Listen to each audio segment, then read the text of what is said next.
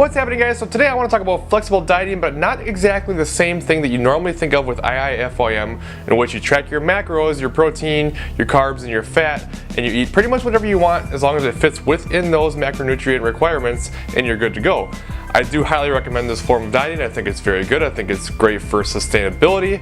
But there's also another way that it can be done that I really haven't even seen anybody else talk about this before, and it's something that I have implemented that my old coach Chad Dolan actually taught me. It was something that he kind of went over with me, something I really liked, and I think it's something that a lot of other people would like too, and it makes it a little bit easier to track and maintain, in my opinion. So with this style of dieting, you're going to track only protein as your macronutrients, and then on top of that, you're also going to track fiber. Now obviously you're going to track calories as well, but you're also tracking calories with IIFYM to begin with. It's just done via macronutrients, but it all adds up to calories at the end. So you're obviously tracking that as well.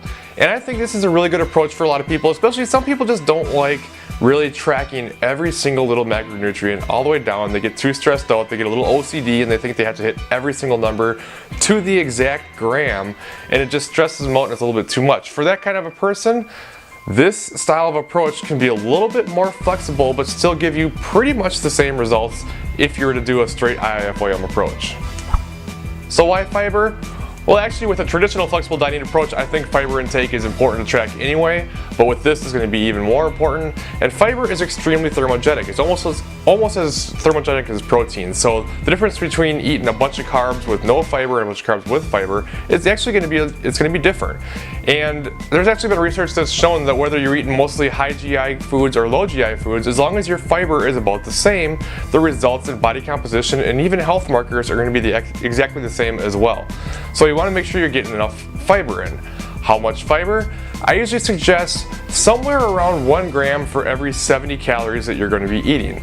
At least a minimum of 1 every 100 for sure. And then up to, at the most, I would say 1 every 50. But you don't want to eat too much fiber either. You're going to have a bunch of gastrointestinal problems and it's not going to be fun. So just like anything, just like protein or anything else, you can have too much, you can have too little. But I do think it's important to track it and make sure you're getting enough fiber in. Most of the time, high fiber foods are going to be packed with macronutrients that you're going to be wanting to get into your diet to begin with, so I recommend doing that as well. And then on top of that, you can eat whatever the heck you want to finish off your calories. How much protein should you eat? I'm a pretty big believer in the 1 gram per pound of body weight. You know, obviously that depends. If you're way overweight, you're not going to want to eat quite as much, but somewhere around there, give or take, is a good starting point. Track it. Make sure you get your protein in. That's the #1 macronutrient to be getting in anyway. So I don't know, I just think this is a good approach. Really, I mean, if you're a little bit over on your carbs and a little bit under on your fat, is it really going to make that big of a difference? Maybe if you're a super, top end athlete, maybe if you're really on strict macros, dieting down for a show, trying to get extremely lean, maybe those small differences can make a little bit of a difference in your physique.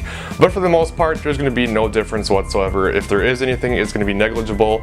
Don't stress about it. Just make sure you're hitting your calorie requirements, getting your protein, getting your fiber, and you should be good to go. And this way you don't have to stress about tracking over every little macronutrient. Now, there's nothing wrong with traditional flexible dieting. I think it's an awesome approach. If you like it and it works for you, by all means keep doing it. I'm not saying it's a bad approach. All I am saying is that there's different approaches and there's different ways to do it, and this might work a little bit better for you.